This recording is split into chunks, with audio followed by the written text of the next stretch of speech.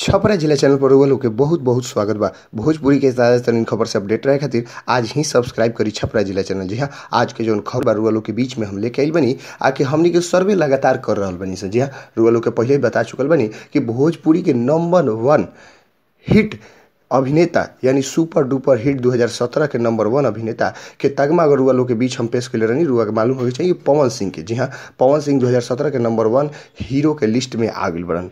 सबसे ज़्यादा उनकर फिल्म 2017 में आ रहा बटे। सबसे ज़्यादा हिट फिल्म भी पवन सिंह के ही हो रहा बटे, काहे कि खेसारी लाल यादव के आतंकवादी बहुत पीछे छूट गई बटे। दिनेश लाल यादव नहीं रहुआ अभी ये लड़ाई में कहीं नहीं खन, ऐसे नंबर 1 के पोजीशन पर पवन सिंह बन गई बड़न। लेकिन आज हम बतावे जा रहा बनी आकि रुआ लोग के बीच में अब की 2017 के भोजपुरी के नंबर 1 अदाकारा के लिस्ट में केकर नाम आइल बटे। मालूम हो कि चाहिए रुआ हमनी के सर्वे कहीं हसन तब पता चलल है कि सबसे नंबर 1 के हीरोइन अगर बनल बड़ी अब की तो वो बड़ी अक्षरा सिंह। जी हाँ, अक्षरा सिंह के बारे में कैसे अगर नंबर 1 हीरोइन में हम बता देवे चाहते नहीं आकि अक्षरा सिंह 2017 में लगातार पवन सिंह के साथ सारा फिल्म कर रहा बड़ी। एक आध दूगो फिल्म के छोड़ के बाकी सारा फिल्म में अक्षरा सिंह नजर आ रहा बड़ी। एक के चलते अगर Pawan Singh super duper hit बारन तो उनमें कहीं ना कहीं हीरोइन के भूमिका बा और वो हीरोइन बारी अक्षरा सिंह। तो अगर हीरो नंबर 1 बन गई बड़न तो साथे साथे नंबर 1 के हीरोइन के लिस्ट में अगर तगमा जा रहा बटे तो वो बारी अक्षरा सिंह। जी हाँ, अक्षरा सिंह 2017 के नंबर 1 अदाकारा के लिस्ट में नंबर 1 पायदान पर आ गई बड़ी।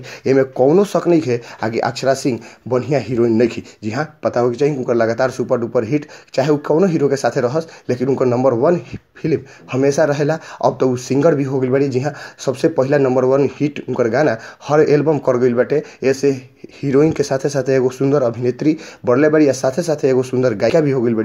ये सब लिखला से ये अब की 2017 के नंबर 1 हीरोइन के लिस्ट में अगर कोई नाम जाता है तो वो अक्षरा सिंह बाड़ी। हर तरह से बॉडी फिटनेस मेंटेनेंस हर चीज़ से नंबर 1 पोजीशन पा गई बड़ी अक्षरा सिंह। ऐसे ही हमने के ताजा तरीन खबर वालों के बीच हम पेश करते हैं।